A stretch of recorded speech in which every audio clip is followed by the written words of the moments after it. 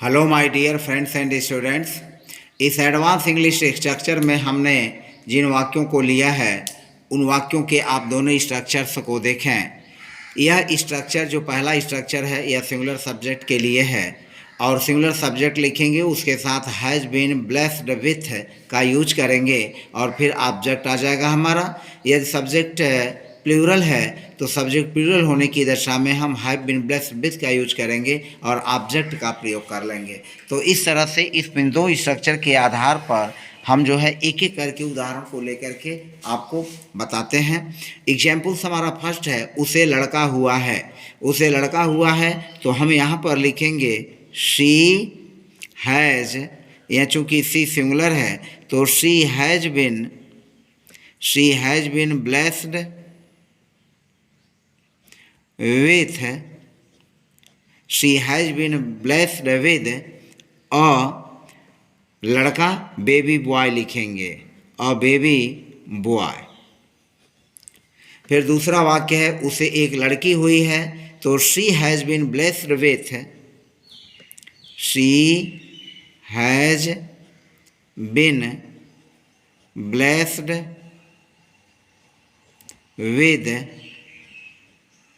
अ baby girl. तो यह हो गया उसे एक लड़की हुई है she has been blessed with a baby girl. She has been blessed with a baby girl. पहला वाक्य उसे लड़का हुआ है she has been blessed with a baby boy.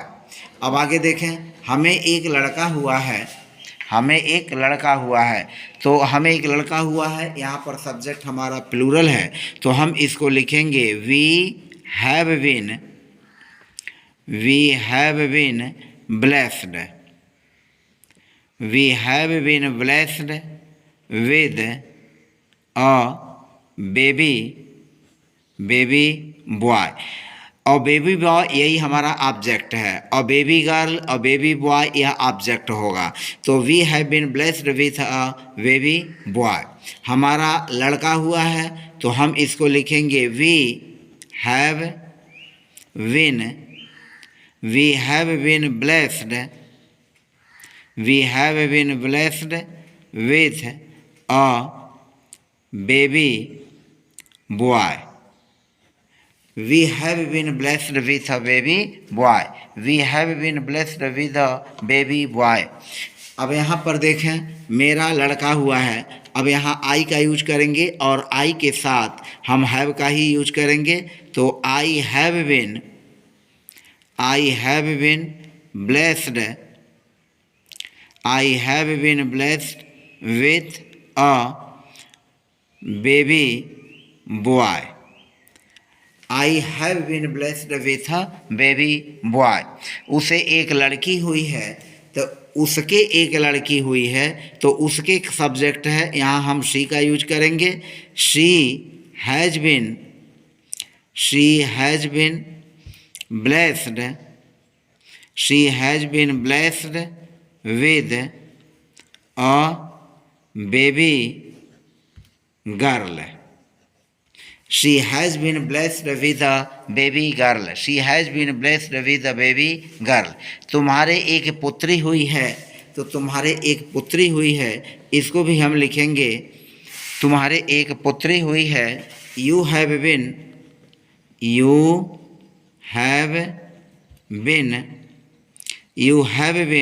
blessed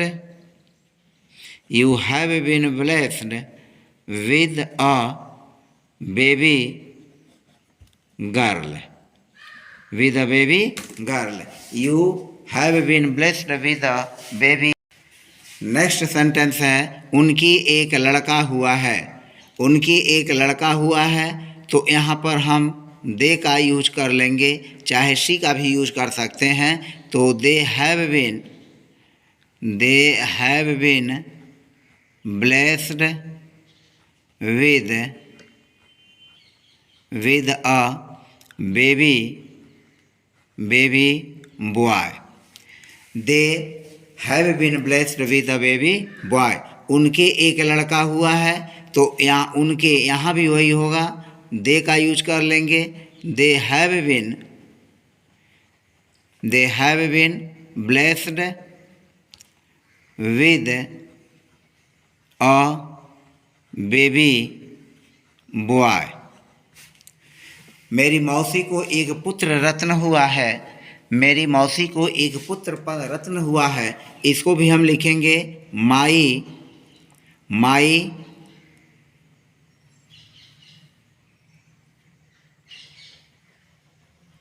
aunty has been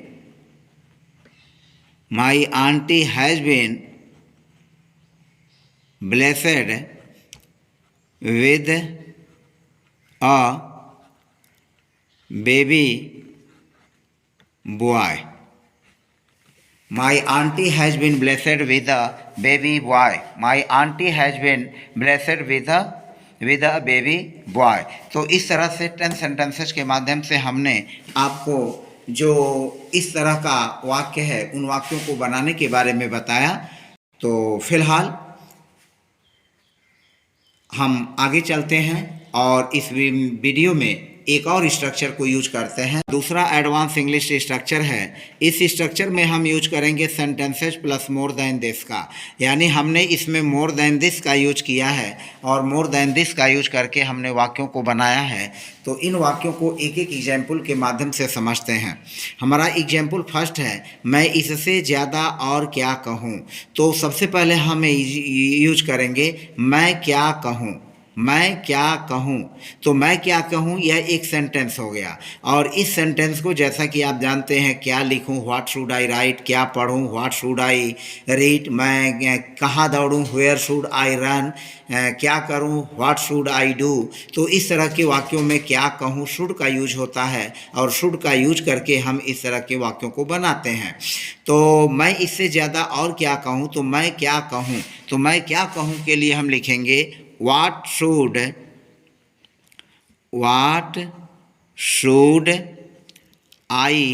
say?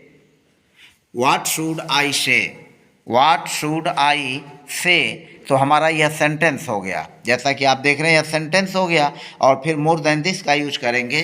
तो व्हाट शुड आई से, मैं क्या कहूँ इससे ज़्यादा और। तो इससे ज़्यादा और यह हो जाएगा ज़्यादा और। यह जो हमारा प्रयोग होगा ज़्यादा और के रूप में आ जाएगा। तो यह हो जाएगा व्हाट शुड आई से, मैं क्या कहूँ इससे ज़्यादा और, मोर than this, more than this, more than this, more than this, मैं इससे ज़्यादा और क्या कहूँ। फिर हमारा अगला है, मैं इससे ज़्यादा और क्या लिखूँ। मैं इससे ज़्यादा और क्या लिखूँ, तो हम लिखेंगे what should I right, what should I right more than this, what should I right more than this, मैं इससे ज़्यादा और क्या लिखूँ। मैं इससे ज़्यादा और क्या करूं, तो हमारा पहले सेंटेंस बनेगा मैं क्या करूं। तो what should I do, what should I do, और इससे ज़्यादा और, तो यह हो जाएगा more than this, more than this, मैं इससे ज़्यादा और क्या करूं। What should I do more than this, what should I do more than this. हमारा अगला सेंटेंस है, तुम इससे ज़्यादा और यहाँ नहीं ठहर सकते। तो तुम यहाँ नहीं ठहर सकते, तो इसको लिखेंगे यू कांट स्टे,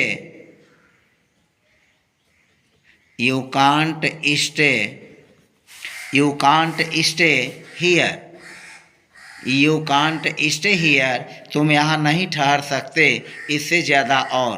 तो यह हो जाएगा more than this, you can't stay here more than this, तुम इससे ज़्यादा यहाँ नहीं ठहर सकते। You can't stay here more than this, तुम इससे ज़्यादा और यहाँ नहीं ठहर सकते। वह इससे ज़्यादा और क्या लिखेगा। अब यहाँ देखा लिखेगा गागी ये है, तो वह क्या लिखेगा, वह क्या लिखेगा। यह फ्यूचर सिंपल का है, तो वाट और वह है तो विल का यूज कर लेंगे। What will he right, what will he right, वह क्या लिखेगा इससे ज़्यादा और। मोर than this, more than this. What will he right, what will he right more than this, वह इससे ज़्यादा और क्या लिखेगा। हम इससे ज़्यादा और कुछ नहीं कर सकते हैं, हम इससे ज़्यादा और कुछ नहीं कर सकते हैं, तो हम कुछ नहीं कर सकते हैं। तो हम पहले सेंटेंस को बनाएंगे। हम कुछ नहीं कर सकते हैं, we can't do anything, we can't do anything, हम कुछ नहीं कर सकते। हमारा वाक्य बन गया इससे ज़्यादा और, तो यहाँ पर हो जाएगा more than this, more than this. We can't do anything more than this, we can't do anything more than this. हम कुछ के लिए यहाँ समथिंग का प्रयोग नहीं करेंगे, क्योंकि जब भी हमारा वाक्य निगेटिव होता है तो निगेटिव कंडीशन में हम एनी का ही प्रयोग करते हैं। तो we can't do anything more than this. वैसे हम इस वाक्य को ऐसे भी बना सकते हैं, वी कैन डू नथिंग। हम नॉट अगर हटाते हैं और एनी हटाते हैं तो लिखेंगे we can do nothing more than this. इसको भी हम बना देते हैं, वी कैन डू नथिंग। हम इसको ऐसे भी बना लेंगे वाक्य को, we can do nothing more than this, we can do nothing more than this. अब हमारा अगला है, तुम्हें इससे ज़्यादा और कुछ नहीं बोलना चाहिए था। अब तुम्हें तुम्हें कुछ नहीं बोलना चाहिए था, तो यह हमारा सेंटेंस है। इसको लिखेंगे you should not have, you should not have spoken, you should not have spoken anything, कुछ।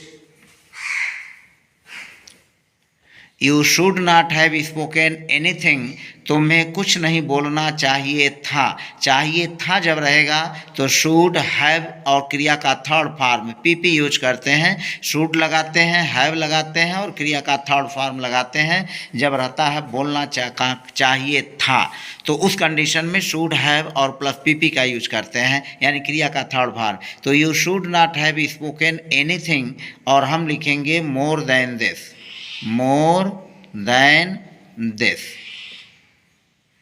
more than this. You should not have spoken anything more than this. लड़कों को इससे ज़्यादा और कुछ नहीं खाना चाहिए, तो लड़कों को कुछ नहीं खाना चाहिए, लड़कों को कुछ नहीं खाना चाहिए। तो the boys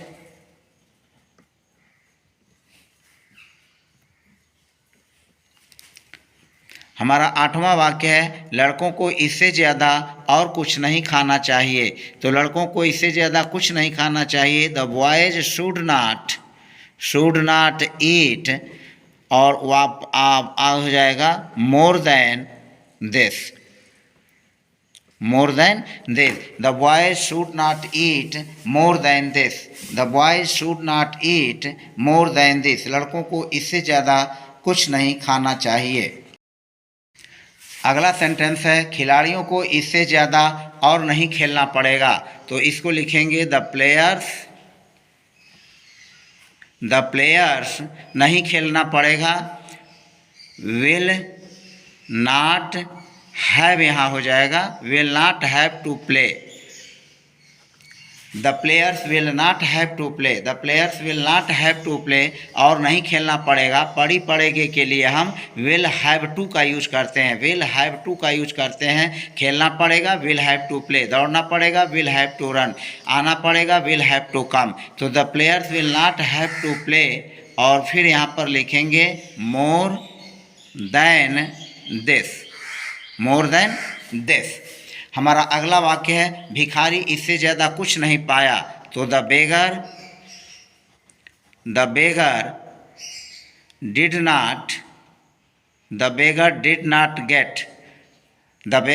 not get anything, the beggar did not get anything इससे ज़्यादा, मोर देन दिस। तो beggar did not get anything more than this. तो इस तरह से हमने दो स्ट्रक्चर का यूज करके आपको इस वीडियो के माध्यम से इन दोनों स्ट्रक्चर्स को समझाया। मुझे उम्मीद है कि यह वीडियो आपको पसंद आई है, और यदि आप मेरे चैनल पर नए हैं तो प्लीज़ चैनल को सब्सक्राइब कर लीजिए, प्रेस बेल आइकन कर दीजिए, ताकि आपको मेरे वीडियोज़ के नोटिफिकेशन समय समय पर आपको मिलते रहें। मिलते हैं नेक्स्ट वीडियो में नए टॉपिक के साथ, तब तक के लिए बाय बाय।